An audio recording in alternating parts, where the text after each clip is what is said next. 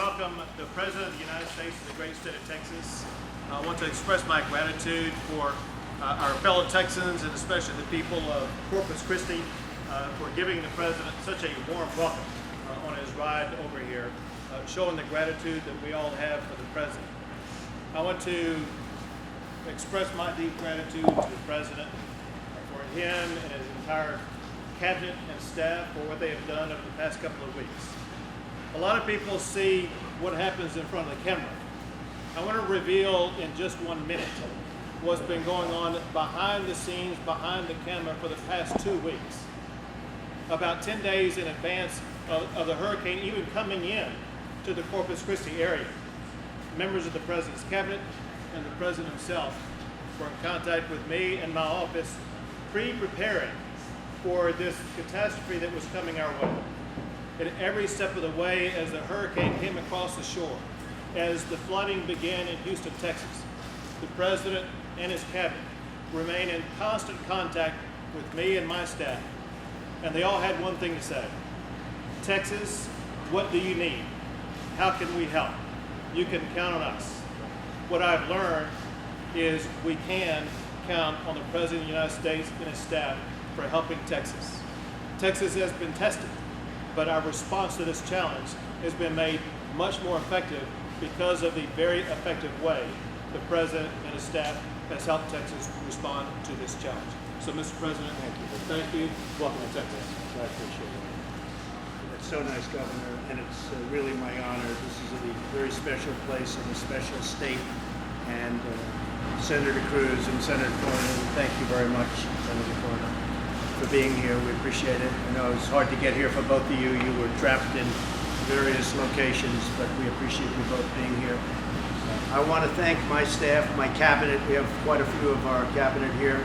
You know, Ben Carson, obviously, from HUD, and Tom Price, and Linda McMahon, small business, which is now big business, because you're going to be, when you add them all up, you're going to be helping a lot of the people in Texas and doing a fantastic job. Thank you very much, Linda. But we have had a tremendous group of folks. Our acting director, Elaine, thank you very much for the job you've done. And a man who's really become very famous on television over the last couple of days, Mr. Long. We appreciate it very much. You have been just outstanding. And I can tell you that my folks just telling me how great your representatives have been in working together. It's a real team. And we want to do it better than ever before. We want to be looked at in 5 years and 10 years from now as this is the way to do it. This was of epic proportion. Nobody's ever seen anything like this. And I just want to say that working with the governor and his entire team has been an honor for us.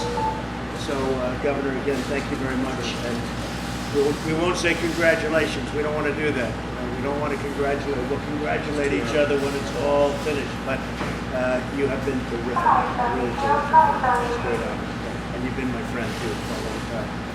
And with that, maybe you could say a few words. Thank you, Mr. President. So the whole community is coming together. You know, right here where the brunt of the Category 4 hurricane winds came in just north of Corpus Christi, we're already starting to affect recovery. Recovery is a slow process, but rest assured that we're doing everything we can to unify our efforts down to support, you know, the local responders, the first responders that we have here. Yesterday I put eyes on the ground down in Rockport. We already have points of distribution flowing. We're working in conjunction with the Governor's National Guard, where FEMA's supplying meals and water, and the National Guard is helping to run those distribution points. That's how this system works. While all eyes are on Houston, or so are mine, we've got a long way to go. We're going to have to set up expectations of the citizens, and we're going to have to continue a unified effort down to help the state of Texas ultimately recover. So very quickly, the objectives stay the same. The event, unfortunately, to the north of us is not over. We're still in a life-saving, life-sustaining mission. We're very aware of the issues at the convention center, but let me be clear, this is not the Superdome. The convention center, we are sustaining food. They have food. We're security. I have an incident management team inside the city of Houston as we speak. And more people are being moved to shelters to stabilize the situation. The next thing is that We're pushing commodities. Once the water goes down, we'll continue to push not only commodities, but also help to get people registered in the system to receive assistance from all of us. Assistance doesn't just come from FEMA. It comes from many organizations who are represented here today by Secretary Price, Secretary Carson, and others. The next thing is that we're looking at power restoration. We're maintaining security. Ms. Duke, mobilize the Homeland Security surge capacity force. With that comes law enforcement to make sure that we're overcoming and anticipating any security needs that we have. And then also with Secretary Price over here, we're working with not only the governor's disaster medical teams, but we're also sending federal disaster medical teams in, not only to the convention center today, there's already some on site, but there's going to be multiple areas, not only for crisis counseling, but also to make sure that we're meeting access and functional needs. The access is a challenge to getting all of the supplies in once the roadway systems come out. We've amassed quite the federal force to be able to support the local and state efforts. For example, the governor pulls 12,000 National Guard troops in.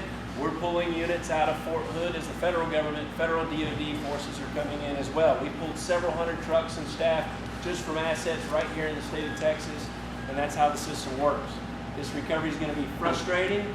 We're going to be here with you to help you guide through it. It's going to be tough to navigate all of the programs that come available, but we're here to help. So with that, I'd like to pass it along to our friends at the Coast Guard. Mr. President, good afternoon, sir. This is where your Coast Guard serves at its best.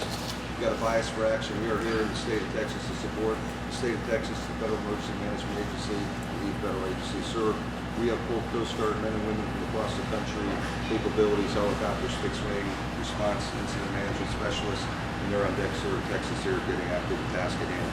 I'd be remiss, sir, to not tell you that as you look. Obviously, the landfall here, phase 1 was down here. We've been out, we've seen the effects here, and our local folks here, I know in a minute we'll speak more about that. Up in Houston, we are all in with the challenge there. We brought everything to the fight. The weather for the next couple of days is going to remain challenging. We'll probably see average rainfalls for the year, 50 inches, 4 weeks in. And I don't think we know what that looks like, so if I can tell you, the Coast Guard, Department of Homeland Security team with the DoD forces, National Guard. I spent Sunday and Monday with the governor in different locations. We are seamlessly lashed up with the state. We are getting better at every day. It is a problem of catastrophic proportions, sir. I don't think we've done before, but I can tell you we're all in, we're aligned, and I'm very encouraged, sir, about how this thing is going to go forward, just in terms of cooperation. With that, sir, I'd just like to give Captain Tony Hahn a couple moments here. He's locally, we can give you a perspective on what life has been here at this service program. Morning, Mr. President. Captain Tony Hahn, the Sector Commander here at Sector Corpus Christi, and also the Incident Commander for our Unified Command. Our Unified Command comprises over 150 federal, state, and local agencies, and we also bring industry partners in there so we can make sure we're covering all our bases as we get report over.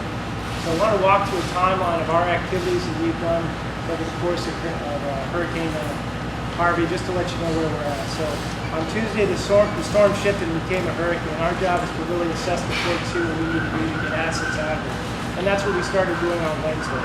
We started making preparations. We locked down facilities. We get assets, deep draft vessels out to sea so they don't get into port conditions. Thursday, we moved to evacuating all our forces. We push our forces out of harm's way and our people so we can come back in after the storm to help, as soon as we can. On Friday, we moved our boats and aircraft away from the storm so they could immediately respond. So now Harvey was upgraded to Category 4 hurricane. Our team was bunkered down in Robstown, Texas. We do a continuity of operations in Robstown, about 20 miles or so from here. We practiced that many times, so we're ready to do that. When Harvey made landfall, several ships that were moored in Corpus Christi broke their moorings, and mariners in distress were calling us for help.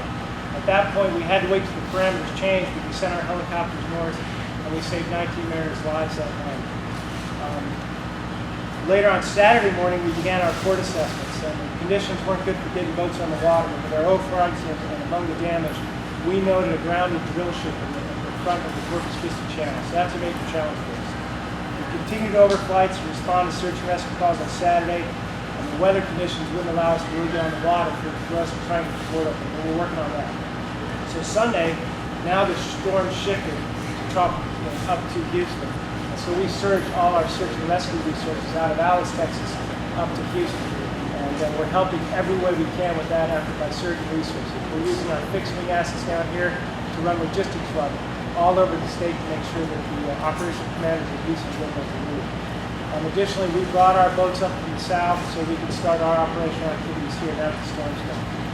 So Monday, we started to check our water operation with our partners. It's a huge emphasis to get the port open for the commerce and for all the activities we do at the port.